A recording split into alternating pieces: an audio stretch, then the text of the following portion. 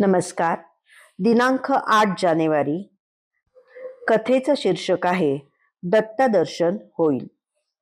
वाघांना मोक्ष मुक्तीचे आश्वासन मिळाले त्यावेळी हिमालयाच्या पायथ्याशी एक संन्यासी दत्तदर्शनासाठी 36 वर्ष तप करत होता.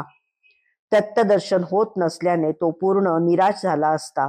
त्या स्वप्न दृष्टांत होऊन या पर्वतावर आंब्याच्या झाडाखाली एक गुहा आहे, तेथे जावे म्हणजे दत्तदर्शन होईल असं दिसलं. सकाळ होताच तो संकेतस्थळी आला. तेथे 2 वाघ पाहून घाबरला. तेव्हा यतिवेशातील महाराजांनी त्याला आश्वस्त करून आत बोलावले. आम्ही स्वप्नात आदेश देऊन तुला बोलवले असे म्हणाले. त्याच नंतर महाराजांनी त्रिमूर्ती स्वरूप दत्तदर्शन घडवले. हिंदू धर्मात 33 कोटी देव आहेत.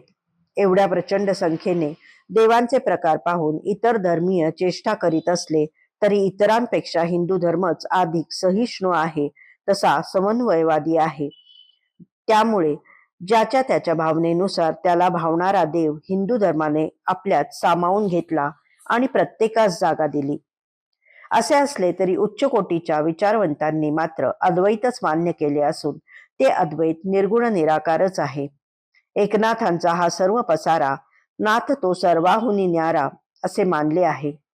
देव सगुण असो निर्गुण असो, त्याचे दर्शन घडण्यासाठी जे साधन असते ते तितकेच कठीण असते.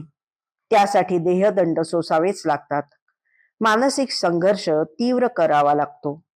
लौकिकाकडे पाठ फिरवावी लागते. त्याखेरीज अलौकिक भेटत नाही आणि असा साधू संतांचा अनुभवही आहे. असंगाशी संघ प्राणाशी गाठ हा तुकोबारायांचा अनुभव आहे. तसा शूरस्य धारा म्हणजे वस्तऱ्याच्या पात्यावरून चालण्या इतके साधन कठीण असल्याचा निर्वाळा कठोपनिषद देते. पराकोटीचा संयम धीर निष्ठा इथे कसाला लागते. प्रचंड निराशा सहन करावीच लागते. आता देव काही भेटत नाही असे वाटून साधक ज्यावेळी आत्मसमर्पणास सिद्ध होतो त्याच वेळी देव भेटतो. अहंकार पूर्णपणे जाण्यासाठीच हा एकांत असतो. जन्मोजन्मीच्या वासना इच्छा आनंद भस्मसात करण्यासाठीच तपाच्या आगीत जळावे लागते. हे घडत असता देव अदृश्यातून पाहत असतो. तो आपल्या जवळच असतो. त्याला सर्व काही कळत असते दिसत असते. त्याच्या इतके निर्गुण निराकार निर्विकार आपण होऊ तेव्हाच तो भेटतो दिसतो बोलतो. नामदेवाची विठ्ठल भक्ती पराकोटीची होती, पण ती सगुणाची होती. देव माझ्याशी बोलतो हा सूक्ष्म अहंकार त्यात होता. म्हणून खुद्द विठ्ठलानेच त्याला सद्गुरूची भेट घे आणि माझे विशुद्ध स्वरूप तुला कळेल असे सांगून विसोबा खेचरांकडे धाडले. पिंडीवर पाय ठेवून झोपणाऱ्या विसोबांच्या रूपाने नामदेवांना सद्गुरू भेटले. पाय ठेवावा तेथे देवच आहेत. आता जेथे देव नाही तेथे तूच माझे पाय उचलून ठेव असे विसोबांनी म्हणताच नामदेवांच्या मस्तकात ज्ञानबोधाचा प्रकाश पडला. त्यांचा अहंकार नाहीसा झाला आणि नामदेव देवासारखेच निर्गुण निरंकारही झाले.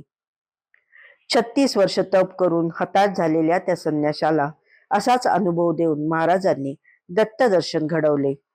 संन्यासी पूर्ण शरणागत झाला, निरहंकारी झाला, तेव्हाच त्याला देव भेटला. धन्यवाद.